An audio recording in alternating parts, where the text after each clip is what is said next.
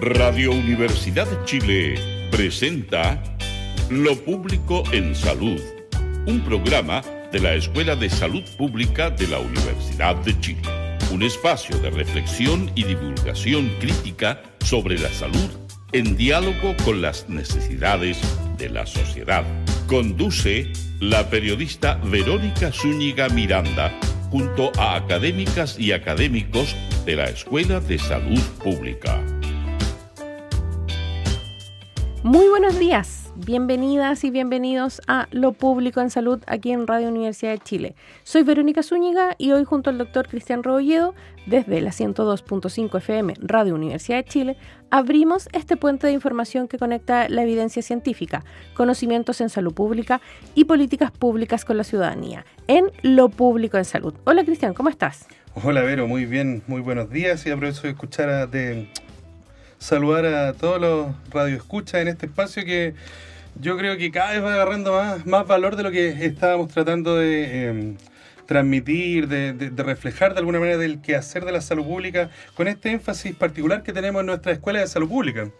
Así es, cada vez vamos tomando entonces más ritmo a este programa de Lo Público en Salud, que le invitamos además a escucharnos todos los miércoles a las 11 de la mañana y también en nuestras plataformas de nuestro canal de YouTube. También ahí tenemos una lista desplegable de todos nuestros capítulos, así que también los puede ir escuchando paulatinamente y entretenerse un ratito con este programa. Hoy tenemos un programa bien interesante, con conversación, música como siempre, por supuesto, y también una entrevista hoy día en torno a migración y salud. Qué interesante tema, ¿eh? Sí, así es. En el segundo bloque entonces vamos a tener un entrevistado que presentaremos oportunamente, donde vamos a tocar un tema que abordamos de alguna manera en los capítulos anteriores, justamente por la contingencia que se fue dando, ¿cierto? Algunas columnas, un posicionamiento también de nuestra Escuela de Salud Pública que comentamos en algún minuto. Y claro, lo positivo es que aquí vamos a tener un espacio más prolongado, con un entrevistado que tiene más visiones respecto a este tema que podemos compartir, porque definitivamente la migración, los flujos migratorios, es un determinante social, concepto que abordamos en algún minuto, ¿cierto? Explicamos lo que era determinante social. Que se ha modificado, se ha reconfigurado en las últimas décadas, y esto no es solo en Chile, es un asunto a nivel planetario. Y ese es un asunto que cada vez es más habitual y que sin duda impacta en la salud de quienes migran, de las comunidades donde llegan, también impactan en la salud del territorio que dejan. Entonces yo creo que hay varios aspectos en los cuales podemos entrarle a esta temática. Así es, ir decantando, ir entendiendo mejor qué entendemos por migración y qué en particular es esto de migración y salud. Ya lo decías tú, lo hemos estado abordando en declaraciones públicas durante las últimas semanas, también aplicando un poco la coyuntura de lo que ha sido las estrategias de gobierno, las políticas de gobierno en cuanto a migración. Sin duda que es un tema importante, pero lo vamos a ver en el siguiente bloque. Así es. Hoy día hemos traído una de nuestras secciones que hemos denominado Memoria Salubrista.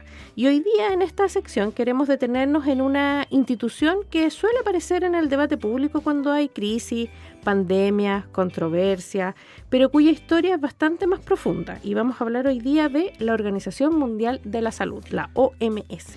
Así es, y bueno, yo creo que de alguna manera se vincula con el tema central de nuestra jornada, ¿cierto?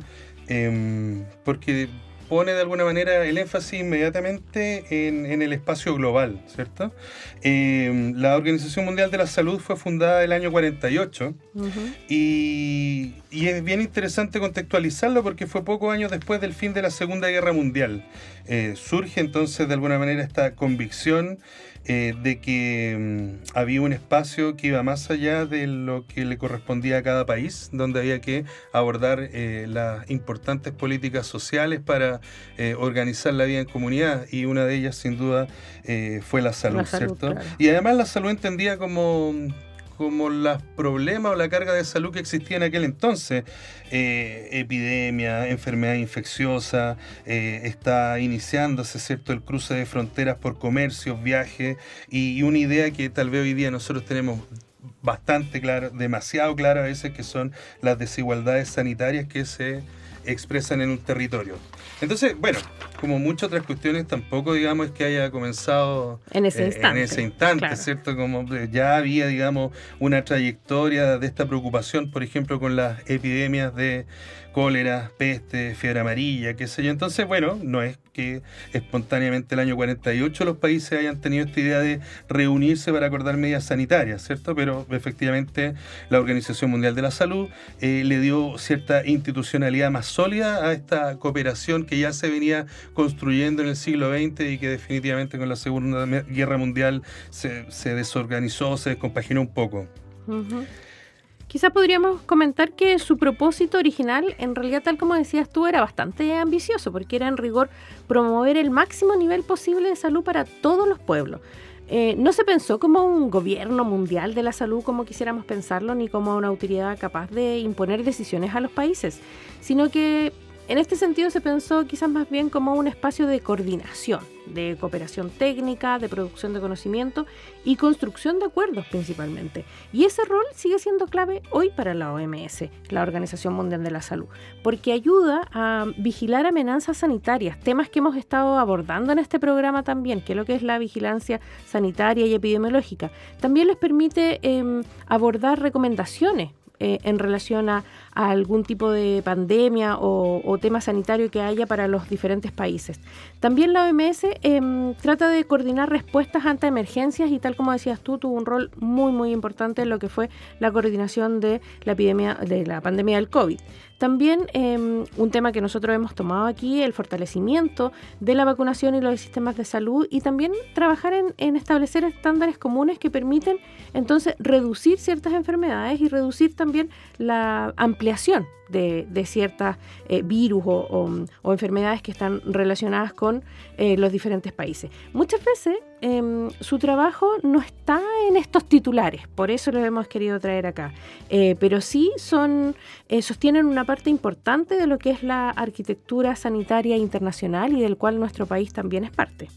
Sí, oye, es curioso que a pesar de todos estos logros, de todos estos objetivos, como tú bien decías, ambiciosos, pero necesarios en este espacio supranacional, multilateralista, hay críticas. Bueno, yo creo que está bien en boga esta tensión, ¿cierto?, de países que han planteado, digamos, de que no sirve, que eventualmente han salido, son los menos, de hecho son como 2 nomás los que actualmente han salido. Han salido de ser parte de Argentina, pero yo creo que tampoco es que estas instituciones sean inmaculadas y no puedan ser criticadas. Como toda institución, deben ser evaluadas, deben ser mejoradas y probablemente tensionadas.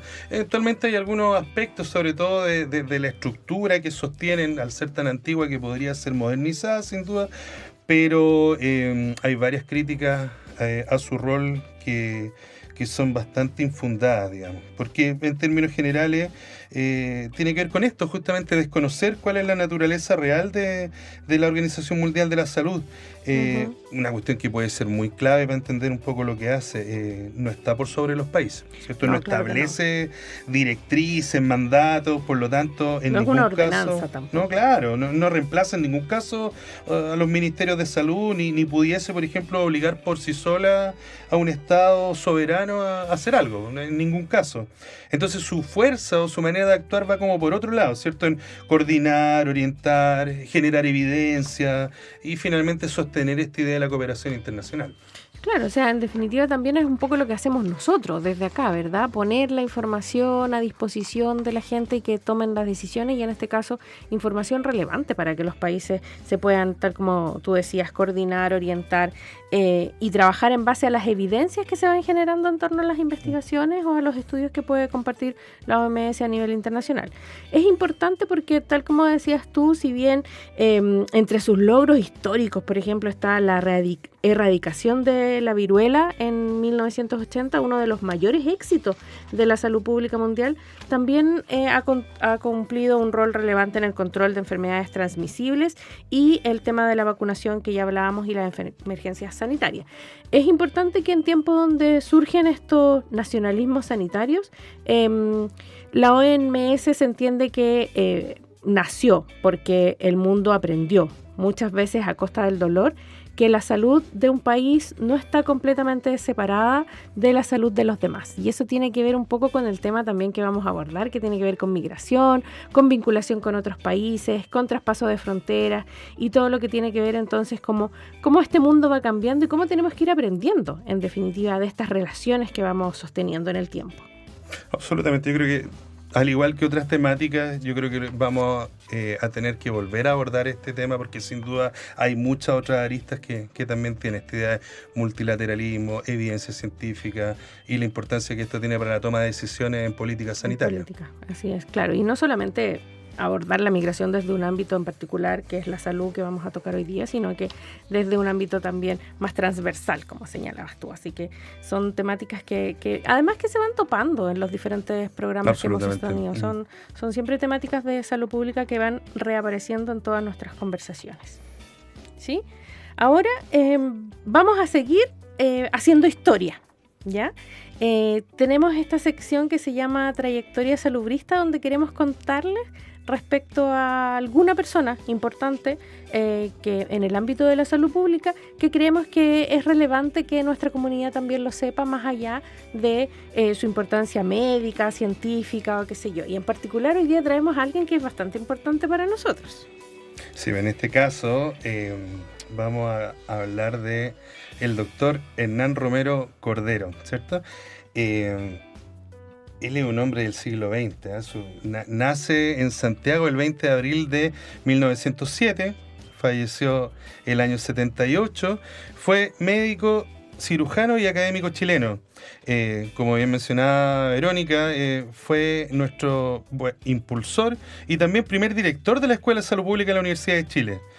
Además, también como una persona de su época, contribuyó desde el Colegio Médico, fue presidente entre el año 63 y 65, miembro de número de la Academia Chilena de Medicina y también fue secretario de la Academia Chilena de Medicina entre los años 70 y 75.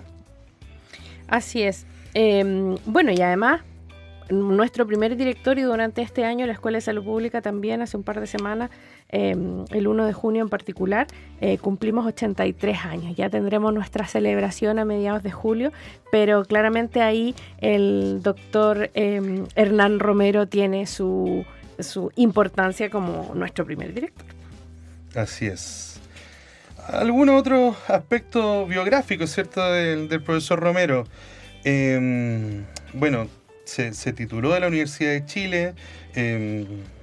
Su tesis hablaba de la ictericia en los recién nacidos y posteriormente se perfeccionó fuera del país. En aquellos años no existía la oferta formativa que existe actualmente, Chile, claro. Entonces estudió en la Universidad de Columbia, en Harvard, en aquel entonces becado por la Fundación Rockefeller. O sea, este tema, cierto, de la necesidad de financiar el capital humano altamente avanzado no es una cosa nueva ahora que también justamente está en tensión esto de el valor que tiene, cierto, el desarrollo de la investigación. Uh-huh.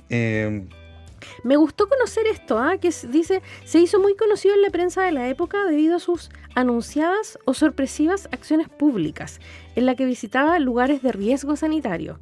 En 1974, por ejemplo, recibió el premio Dr. Enrique Laval, de parte de la Academia de Medicina y de la Sociedad Chilena de Historia de la Medicina, por, además, un texto que escribió, que era la biografía sobre el doctor Armando Larraguibel. Sí.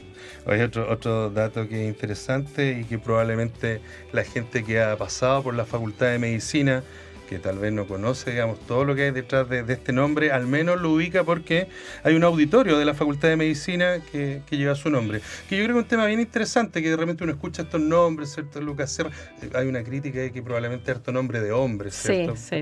Pero de todas maneras son personajes, ¿cierto? de la historia de la salud que es un poco también lo que motiva esta sección.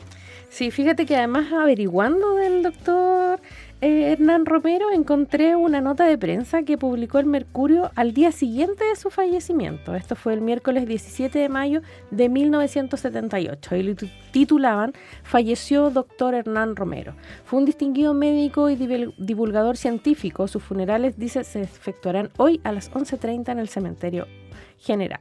Dejó de existir ayer en Santiago el distinguido médico y divulgador científico don Hernán Romero. Dice que era destacado miembro de una familia de intelectuales, entre los que se ha desarrollado el doctor Alberto Romero, escritor, novelista. Ya decías tú que había nacido en Santiago. Dice, desarrolló su extensa actividad en el equipo de las... Esto es muy viejo, así que estoy tratando de entender qué dice este papiro. Pero en definitiva, claro, dice que ha sido colaborador del Mercurio, si este caballero también escribía. Así que eso también me llamó la atención de descubrir entonces esta historia del doctor Hernán Romero, primer director además de la Escuela de Salud Pública y también un rol importante dentro del Colegio Médico. Así es. Bueno, en aquellos años, como yo creo que es importante también darle ese contexto histórico, ¿cierto? Estos personajes públicos que trataban de ocupar todo el espacio. Y probablemente con una visión bien humanista, digamos, de lo que era el siglo XX. Yo creo que eso también es relevante instalarlo, ¿cierto? Y que tiene que ver un poco con la misión y con el mood que tiene la Escuela de Salud Pública, eso de un pensamiento crítico y tratar de entonces de estar ahí atento a todo lo que ocurre en nuestra sociedad. Así que con dos secciones bastante interesantes que nos llevan a la historia, conocer la OMS, sus inicios, en qué consiste y todo, y hoy día traer entonces a esta mesa al doctor Hernán Romero. Han sido parte de nuestras dos secciones más históricas de esto de lo público en salud. Pero ahora vamos a volver a algo, no sé si más actual, pero sí más importante también dentro de nuestro programa, que tiene que ver con estos conceptos que hemos traído a la mesa de la Radio Universidad de Chile, donde hemos querido ir explicando algunos términos que pueden ser complejos, pero que los escuchamos a diario y que nos gustaría saber de qué se tratan. Y hoy día, entonces, en esta sección que hemos denominado En Simple, vamos a hablar de... Universalidad. Universalidad en salud particularmente. Ajá. Sí. Vamos. En realidad, bueno, nos parece que es importante en esta suerte de glosario que uno podría ir estableciendo, sobre todo para ir aproximándose de mejor manera a la entrevista, ¿cierto? Mucho, de repente, concepto técnico que aparece en este espacio, sobre todo con nuestros interesantes entrevistados, está esta idea de la universalidad. La universalidad responde a una pregunta bien precisa y tiene que ver con quiénes tienen derecho a estar cubiertos por ciertos servicios, por ciertos derechos que están establecidos. En este caso vamos a hablar del sistema de salud. Y la respuesta de un sistema universal, que es lo que uno comúnmente escucha, es, bueno, a todas las personas. Claro, pero esto de pronto se puede confundir un poco con gratuidad o que todo lo que el mundo recibe es exactamente lo mismo por las prestaciones. ¿Eso en definitiva es la universalidad o estoy errada? Se complementa un poco, porque cuando uno habla de la idea de gratuidad está metiéndose en el tema del financiamiento, que es una pregunta que igual hay que responder cuando uno plantea ideas de universalidad, por ejemplo. Pero la universalidad no tiene que ver como con cuánto pagan las personas, ni qué cosa recibe. Es básicamente responder a la pregunta de quién pertenece al sistema. Okay. Que ninguna persona quede fuera, por ejemplo, de la protección sanitaria, por distintos elementos que uno podría pensar que se podría segmentar o dejar fuera algunas personas. Por ejemplo, habitualmente está el tema de si trabaja o no trabaja, por el nivel de ingreso, por la edad, por el sexo, ¿cierto? Por el lugar de residencia. O sea, uno ve que siempre los beneficios sociales tienen algunos de estos barreras, letra chica, pero en la práctica la idea de universalidad apunta a que esos elementos debiesen quedar de lado y apuntar a cubrir o a proteger a todas las personas. ¿Y cómo se ve eso en la vida cotidiana? En algunos programas hemos tratado de bajar estos conceptos como algo muy, muy práctico. Y en este caso, universalidad, ¿cómo lo llevamos a nuestra vida cotidiana? Por ejemplo, es cuando las personas no necesitan demostrar que pertenecen a un grupo especial, por ejemplo, a través de tu previsión, del carnet que ya tenís, ¿cierto? Mostrar, por ejemplo, un certificado de que uno trabaja o no trabaja en algún lado, sino algo que tiene una cobertura para todas las personas. Yo creo que un ejemplo bien claro es, por ejemplo, algunas campañas de vacunación, ¿cierto? Que para todas las personas, que no existe ningún tipo de restricción. Yo diría que ese tipo de servicios, ¿cierto? Donde no existe ningún tipo de segmentación. Por ejemplo, no importa si usted es FONASA, si usted es ISAPRE, solamente teniendo, por ejemplo, un carnet, de identidad o un número parecido, usted podría acceder a, por ejemplo, una atención de urgencia. Son ese tipo de prestaciones que no tienen ningún tipo de restricción para acceder a ellas. Ya, da lo mismo donde viva, qué edad tenga, de qué grupo social sea. O sea, voy a tener acceso a eso, con tal como tú decías, de pronto estas campañas de vacunación que son mucho más amplias, que abarcan toda la población. Claro, y es interesante porque justamente ahora que tú me lo planteas, me costó encontrar un ejemplo, porque comúnmente lo que uno ve son justamente servicios o bienes que están asociados a ciertas restricciones. Claro. Así que ya, muy bien. Otro tema entonces para sumar a la bitácora. Tú dijiste que estábamos haciendo una bitácora, me parece muy bien. Yo decía que estábamos armando un pequeño diccionario. Un glosario. Pero muy bien, sí, ya. Universalidad entonces se suma a nuestro listado de estos conceptos que hemos traído a nuestra sección en simple. Y ya con esto vamos finalizando nuestro primer bloque y vamos a anunciar nuestra pausa comercial, pero antes de eso tenemos música. Sí, en este caso quisimos traer a lo público en salud a un músico que en realidad está frecuentemente acompañándonos porque es el autor de la cortina, ¿cierto? Sí. En este caso, Pedro Piedra. Vamos a escuchar su canción La balada de Jorge González. Quiero contarles un poquito de Pedro Subercasó García de la Huerta, así se llama Pedro Piedra, y además es un músico y compositor chileno, y además de su carrera solista es miembro de 31 Minutos, del grupo Pillanes, y desde el 2018 fundó la banda con los hermanos Pablo y Felipe y La Vaca. Pedro Piedra no solo ha participado en diversos grupos, sino que también ha acumulado múltiples reconocimientos, incluyendo el premio Altazor a Mejor Canción Pop el 2014, el premio Pulsar Mejor Video del 2020 y nominaciones internacionales como MTV a Mejor Artista Independiente. Además, también ha recibido múltiples nominaciones en premios Pulsar y Música, y además, por supuesto, en diferentes discos de 31 minutos como Las Vacaciones de Tulio, Patana y El Pequeño Tim. Y también además es el de la versión del tema de Mr. Guantecillo de 31 minutos. Yo fanática de 31 minutos, así que me sé todas las canciones de las que te estoy hablando. Pero ahora entonces vamos a escuchar a este gran cantante nacional, entonces Pedro Piedra, con la balada de Jorge González. Al regreso hablamos de migración junto a nuestro invitado. Ya volvemos en Lo Público en Salud. Hace tiempo no camino por las calles de mi barrio. La avenida está cambiada y todo está tan diferente. Mi lugar es cualquier parte, mi lugar es donde ponga los pies. Solo tengo una mochila, pasaporte y un cuaderno. Todo lo que me ha amarrado en el pasado ya se ha muerto. Si te digo que he sentido que he vivido unas 3 vidas, es verdad. Perú no está tan lejos, hijo mío. Detrás de los desiertos a tus pies. Y no es tan fácil ser Jorge González.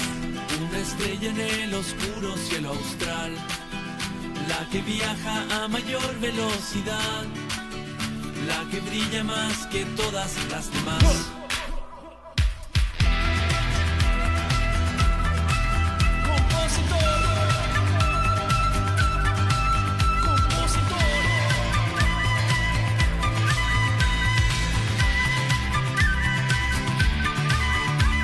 Jorge ve pasar los trenes pero no sube a ninguno. Agarra sus pocas cosas y se sienta en una tabla.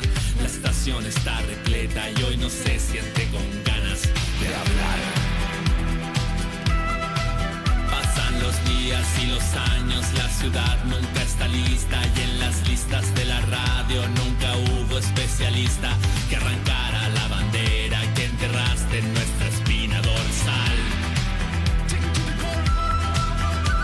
Perú no está tan lejos, hijo mío. Detrás de los desiertos a tus pies. Y no es tan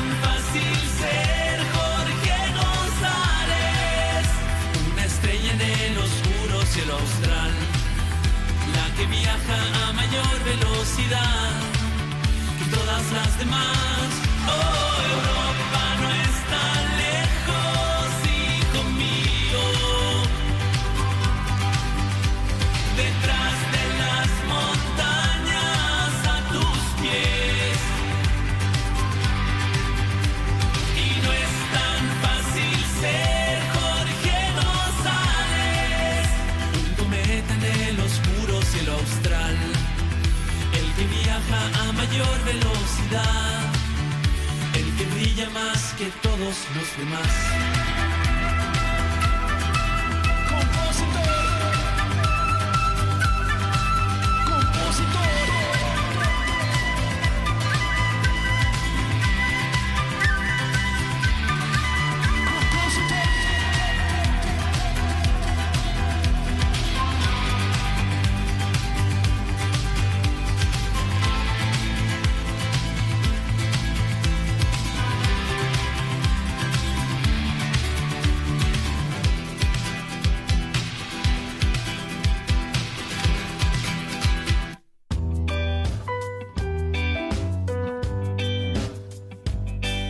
Retornamos a Lo Público en Salud, un espacio radial de la Escuela de Salud Pública de la Universidad de Chile. Soy Verónica Zúñiga y hoy junto al doctor Cristian Rebolledo, jefe del programa de Políticas, Sistemas y Gestión en Salud de nuestra escuela, les acompañamos desde la 102.5 FM Radio Universidad de Chile. Regresamos a nuestro segundo bloque y ya lo anunciábamos al principio del programa. El tema que nos convoca esta mañana es la migración, las políticas públicas en salud y que aprovechamos también de conversar en nuestra primera parte del programa. Hoy tenemos, como siempre, un interesante invitado, ¿verdad, Cristian?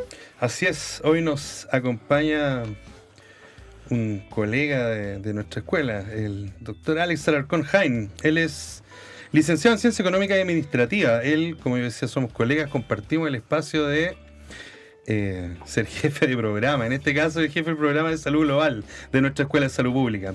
Es doctor en Sociología de la Universidad de Barcelona, máster en Políticas Públicas y Sociales de Pompeu Fabra con Johns Hopkins University. Su área de investigación y trabajo tiene que ver con las políticas públicas, ¿cierto? Desarrollo, diseño, implementación, particularmente en temas de salud y migración, motivo por el cual, digamos, vamos a tener una animada conversación acerca de estas temáticas. Y lo que es relevante también es tanto en el ámbito de la gestión de servicios, pudiésemos decir este espacio más intermedio. Meso, y así como en el ámbito de la Autoridad Sanitaria Nacional. ¿Cómo está, Alex? Hola, Cristian, ¿cómo estás? Hola, bien. Alex, bienvenido. Hola, Vero. Oye, mira, para partir, queremos preguntarte, cuando hablamos de migración y salud, que ya lo hemos tocado un par de veces y que lo escuchamos constantemente como en la discusión pública, esto se concentra en el acceso a prestaciones o en la utilización de los servicios. Pero desde tu perspectiva, ¿cuáles son los principales desafíos que enfrenta nuestro país en la materia de migración, salud, prestaciones, utilización de servicios para personas migrantes? Bueno, primero que todo, muchas gracias por esta invitación. Para nosotros también como programa Salud Global es muy importante estar presente y ser unos divulgadores de evidencia y, por supuesto, de las cosas y de las políticas públicas que están ocurriendo no solo en Chile, sino en Latinoamérica. Respondiendo a tu pregunta, yo creo que lo más importante hoy día en Chile es no retroceder. Eso sería como el primer concepto. Llevamos muchos años en nuestro país, desde el 2003 aproximadamente, levantando programas y políticas respecto al tema migratorio y su relación con salud. Luego en el 2008 hubo una circular muy importante que permitía el acceso a migrantes, tanto mujeres embarazadas, niños y niñas y personas que, por cierto, estaban con peligro de muerte. Por lo tanto, lo que uno podría esperar hoy día es que al menos ninguna de esas iniciativas que ya llevan más de 20 años tengan un retroceso o una limitación. Creo que ese es el gran desafío. El segundo gran desafío, por cierto, es intentar ampliar coberturas y también acceso, entendiendo que también si uno hace esto en términos comparados, uno se va a encontrar con que en algunos países tanto el acceso como la cobertura está bastante más cubierta y no solo por normativas o leyes y programas, sino también porque está asociado a las constituciones de cada uno de los países como un derecho fundamental, y creo que en eso es algo que debemos avanzar, y considero que un gran desafío es dar una mirada más de largo plazo y partiendo por un concepto muy fundamental, que en general es algo que que es un error conceptual que en general la gran mayoría de las personas y principalmente los políticos, que es lo que más preocupa, es que cuando hablan de los migrantes hablan de la migración y que la migración es ilegal. Y bajo el enfoque de derechos humanos eso es un error básico, al menos para los que trabajamos en esto. La migración no es legal e ilegal, es regular o no regularizada, entendiendo que es un derecho fundamental movilizarse, y creo que ahí hay una gran diferencia conceptual que me gustaría recalcar. Genial. Yo creo que hay un tema que es súper importante porque tú mencionaste y creo que las veces que nosotros hemos tocado este tema también en este espacio, quienes nos dedicamos, quienes tenemos cierta afinidad por el tema. Aquí efectivamente cuando aparece esta idea de generar cierto control, incluso que se facilite cierto la investigación acerca de la situación migratoria de los usuarios de los dispositivos sanitarios, parece obvio que desde la salud pública, desde las políticas sanitarias, haciendo estas referencias que tú haces, es una cosa absolutamente absurda. Pero igual se construye un relato. Es un relato que incluso en algún minuto le genera cierto respaldo a la candidatura que hoy día ostenta la administración, ¿cierto?, de nuestro país. Entonces yo ahí quería consultarte un poco, porque claro, surge el tema migrantes como dentro de la agenda. Y claro, da la impresión de que el tema migrantes tiene que ver con cuáles son las estructuras para ir restringiendo, para ir controlando un poco, generar esta sensación de control frente a este fenómeno, que tiene mucho que ver también con la incertidumbre. Entonces, ¿cómo se construye esa narrativa? ¿Cuáles son los efectos que puede tener sobre las decisiones públicas? ¿Y cómo se contravierte esa narrativa? Y no solo quedarse con esta idea de que esto nosotros desde la salud pública nos oponemos. Eso me parece que es relevante. Interesante esa pregunta porque se mete de lleno en lo que nosotros nos hemos dedicado estos últimos años, que es más bien a la sociología de la salud, que es explicarnos de dónde nacen estas narrativas. Lo que nosotros hacemos en general y lo que uno recomienda en todo curso, seminario, conferencia, o en fin, cuando uno intenta hacer cierta abogacía por los derechos humanos del mundo migrante y su relación con salud, es que uno al menos tiene que romper 2 o 3 paradigmas que son básicos. El primero es que, y no lo digo solo por Chile, sino esto también lo he hecho en otros países de la región de las Américas, es levantar este discurso xenófobo que existe en la gran mayoría de los países latinoamericanos. En algunos países uno se encuentra con más xenofobia que en otros, uno también podría decir en términos comparados, y ciertos estudios cualitativos también que ha hecho Naciones Unidas y nosotros mismos como universidad, es que vivimos en un país aún que cree que la xenofobia forma parte de nuestro habitar en nuestra sociedad. Y creo que mientras no podamos romper eso, va a ser muy difícil avanzar. Ponerlo en positivo, también debo decir que en estos 20 años claramente hemos tenido un avance significativo. Por ejemplo, los funcionarios, las funcionarias de salud ya no ven al migrante, al usuario, como una amenaza. Tampoco preguntan quién va a pagar la cuenta en un hospital. Porque efectivamente esto hace 20, 15 años era algo habitual. Los directores de hospital llamaban al Ministerio de Salud preguntando, bueno, pero ¿quién va a pagar la factura de este migrante? Y la verdad que desde aquella época, principalmente en el 2014, cuando el Ministerio de Salud decidió diseñar una política de migración y salud, creo que en algo contribuimos los que estuvimos ahí presentes y también desde Naciones Unidas. Yo trabajé un par de años en la Organización Internacional para las Migraciones también. Lo que nos llevó es a instalar una temática que rompa con la xenofobia. Y por cierto, que muy aparejado con la xenofobia es el racismo. Y nosotros, digamos las cosas como son, en nuestra sociedad aún existe un racismo. Yo pensé que en los últimos 3, 4 años que esto había acabado un poco, pero creo que esto también se mueve con los ciclos políticos de los países. Esto no es algo que ocurra solo en Chile, ocurre en un buen número de países de la región. También en positivo hay que decir que hay muchos países, Brasil, Colombia, donde uno ve muy alejado el tema del racismo respecto a los temas migratorios, principalmente porque Colombia y Venezuela son países, entre comillas, expulsores de migrantes, y Chile es un receptor de migrantes. Y uno lo que debería de preguntarse es ¿por qué es un receptor de migrantes? Porque el concepto básico de la migración es buscar un mejor horizonte para uno y para su familia. Entonces, en la medida que uno busque un país cercano dentro de la región, que exista un buen Producto Interno Bruto, una buena calidad, con un mejor bienestar, los migrantes van a querer venir a nuestro país. Y eso ha sido así durante mucho tiempo y forma parte también de lo teórico. Por eso se mueve la migración. Entonces creo que esa construcción, ahora termino esta idea, pasa mucho por nuestra idiosincrasia, nuestra educación, y creo que en esto como sociedad tenemos todavía varios pasos que avanzar. Mira, justo iba en ese tema, porque de pronto cuando hablas de medidas y estas medidas como de ser más receptivos o estas políticas que de pronto se generan en otros países, se cree que se podría generar algún tipo de desconfianza a través de las instituciones públicas. Tú, que ya nos contabas que has trabajado en tema de capital social y confianza institucional, ¿por qué crees que la confianza pasa a ser un elemento tan importante en la salud pública? Y también, ¿qué pasa cuando eso no existe? Bueno, o cuando se deteriora, sí, digamos. Claro. Lo primero que puedo decir desde la evidencia científica es que la participación ciudadana y la confianza institucional forman parte de un mejor estado de salud de la población en términos subjetivos.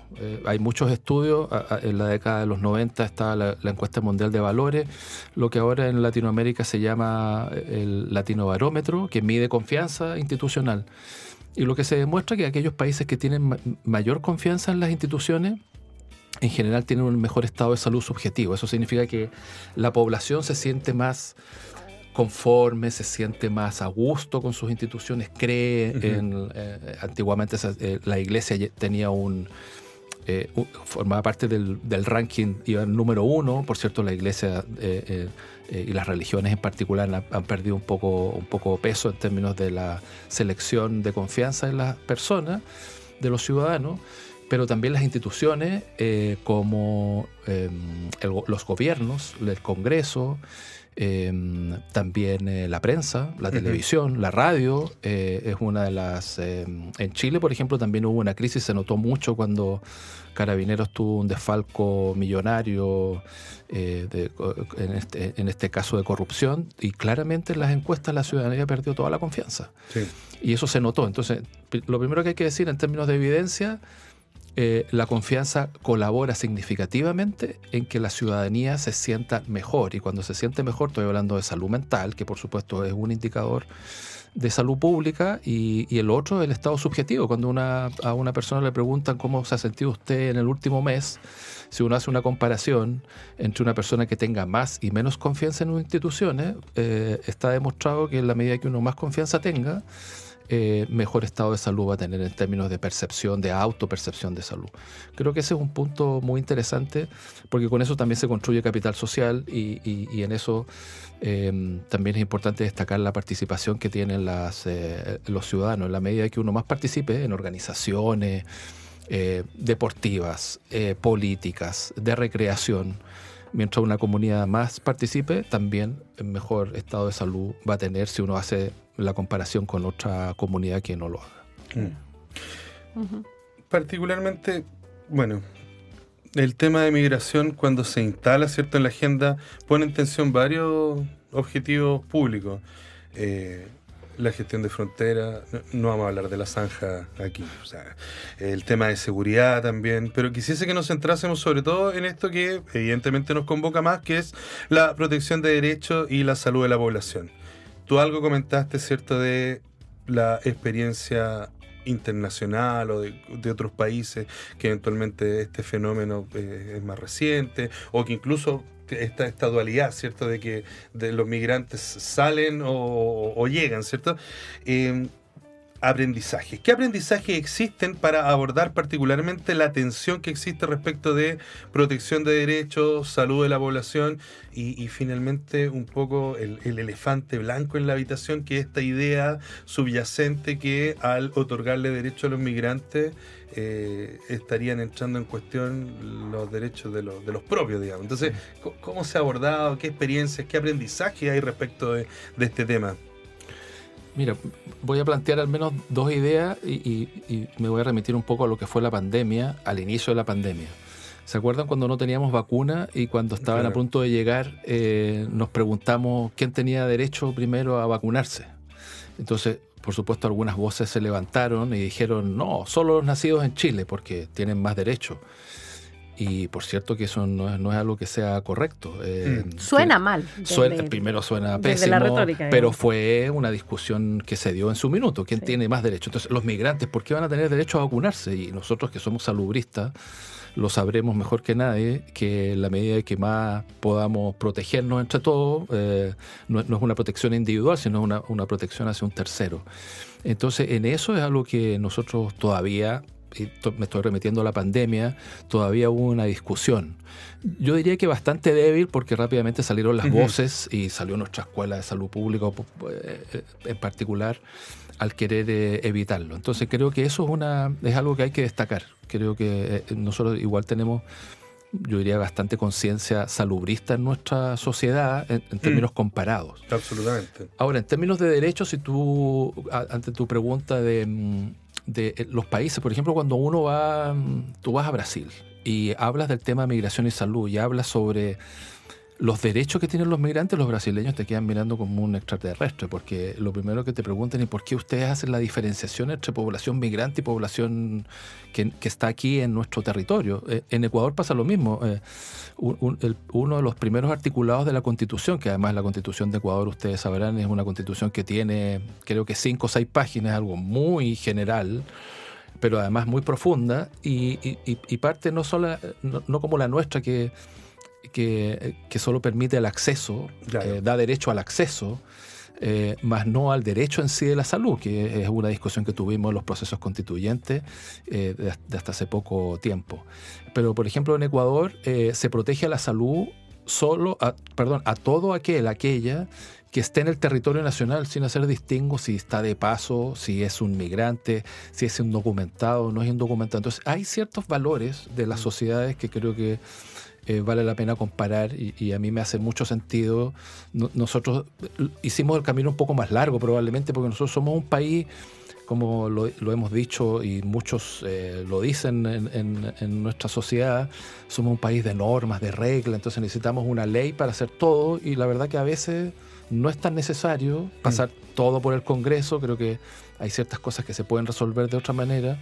Prueba de ello ha sido lo que se hizo en el gobierno anterior, de no ir al Parlamento para cobertura en APS, por ejemplo, para la gratuidad del adulto mayor. Hay ciertas cosas que son bastante más sectoriales, y yo felicito también a la ministra actual, la ministra Chomalí, que también tuvo una interpretación bastante sensata de esta idea, que ahora, por cierto, se desdicen de lo que querían hacer, pero claramente el instructivo era poder identificar a personas que se atiendan en el sector salud con algunos datos, y lo que uno subentiende de toda esta dinámica de las comunicaciones, o sospechas al menos, es que lo que se quiere es identificar a todos aquellos indocumentados, principalmente para entrar en un proceso de deportación, porque yo no tengo ninguna duda que esto va a ir avanzando poco a poco a eso. Se le llama plan de retorno, pero usted entenderá que es un plan de retorno a veces forzado y a veces no tan... creo que en las últimas semanas también ellos mismos, este mismo gobierno, poco a poco se va desdiciendo de las cosas que dice, parte muy aceleradamente diciendo algo, pues se da cuenta que es imposible. Pero al poco andar se da cuenta que hay ciertas cosas que no se pueden hacer, por un realismo no solo político, también yo creo que estamos bastante sensibilizados hoy día en nuestra sociedad de que nuestra población ya no es la misma. Nuestra población ahora se incorpora, nosotros en Independencia salimos a la calle, salimos al metro, y si somos, no sé, el 10-20% de chilenos que va bajando la escalinata para tomar el metro o para salir del metro, estamos en otra sociedad, y yo lo digo muy honestamente, me gusta mucho la migración, creo que el motor de progreso de la sociedad lo dice también la evidencia, múltiples estudios que demuestran que en la medida que los migrantes se regularicen, eso significa que aportan a la sociedad, pagan impuestos, para decirlo de alguna manera más concreta. Las sociedades son más variopintas, contribuyen al desarrollo, y para eso está la mirada europea. Es cosa de analizar lo que pasa en Alemania, que por cierto también ellos vienen en una segunda derivada, Ellos hoy día, de hecho la semana pasada, han aprobado la Unión Europea, ha normado, legalizado que también va a entrar en una suerte de expulsión de migrantes, y la diferencia, que es lo que a mí me preocupa porque va a ser, yo diría que fácilmente imitada en Latinoamérica, es que va a poder expulsar a terceros países. Eso significa que puede tener un plan de retorno, pero que no lo deje en la frontera, lo deje en un tercer país. Eso significa que no quede esa gente. Exactamente. Entonces creo que ahí hay algo que los europeos lo están haciendo. No digo que sea un buen ejemplo. Lo que digo es que para allá muchas de las políticas van a tender para allá. Vamos a ir cerrando ya, ¿cierto? Sí. Pero que tiene mucho que ver con este planteamiento que tú haces, ¿cierto? Hoy estamos en presencia de una sociedad mucho más diversa de lo que era hace algunos años. ¿Qué desafíos, además de esta idea central del acceso, pero qué otros desafíos, qué oportunidades plantea esta necesidad de transformación o de adaptación para el sistema de salud? Y bueno, podríamos hacer un programa completo de esta pregunta, pero algunas ideas de política o de abordajes que deberíamos estar pensando, tal vez en un futuro más a mediano plazo, creo, porque ya pensar a largo plazo es difícil, o prioritarios. Claro. Bueno, interesante eso, que podríamos hacer un segundo programa sobre migración y salud, pero voy a dar algunas ideas centrales. Anotado. ¿Sabe? A mí es algo que yo le he venido dando una vuelta después de 8 o 9 años de estar dedicado en mi tiempo académico a esto. La verdad que nosotros todavía, lo voy a poner primero en términos políticos más macro, después voy a aterrizarlo al sector salud en particular.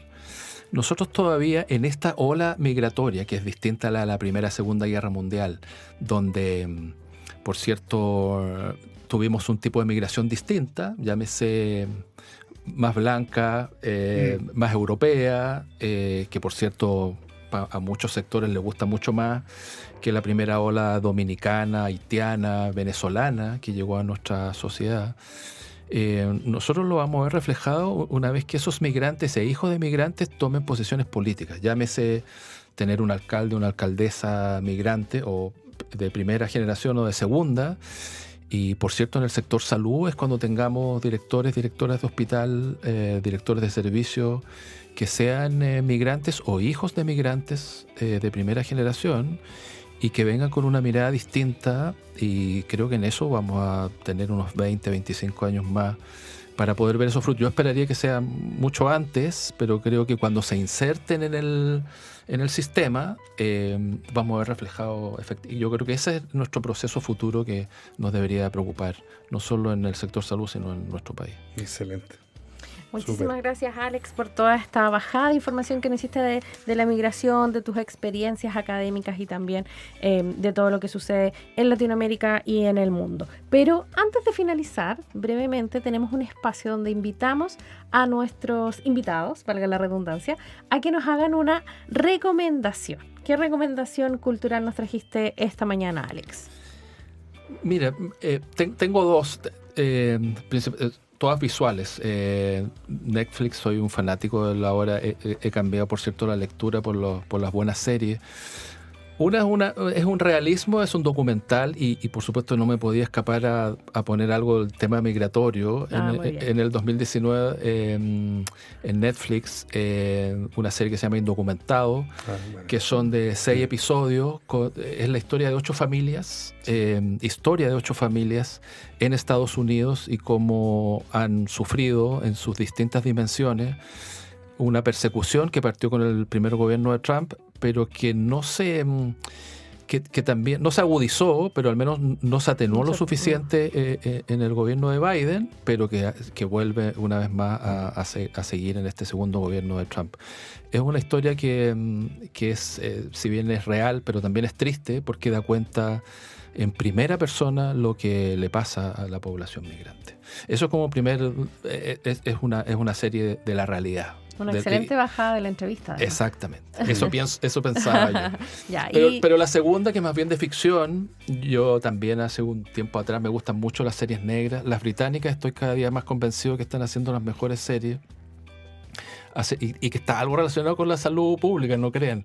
The Gentleman, bueno. Los Caballeros, Bueno. que además trata de este aristócrata que hereda un gran terreno en Gran Bretaña, pero que se da cuenta al poco andar de que dentro del territorio su padre tenía una relación con una mafia, creo que del este europeo, y que es una plantación grande de cannabis, que son los mayores productores de cannabis de Europa.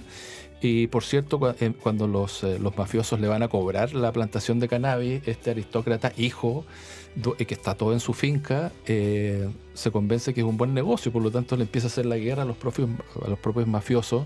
Y es una comedia negra fantástica de Guy Ritchie, que es uno también de mis directores favoritos. Me parece una fantástica serie, muy apasionante, y se las recomiendo a todos. Buenísimo. Buenas las recomendaciones. Buenísimas recomendaciones de Netflix. Por no nos ahora, auspicia, no, pero bueno.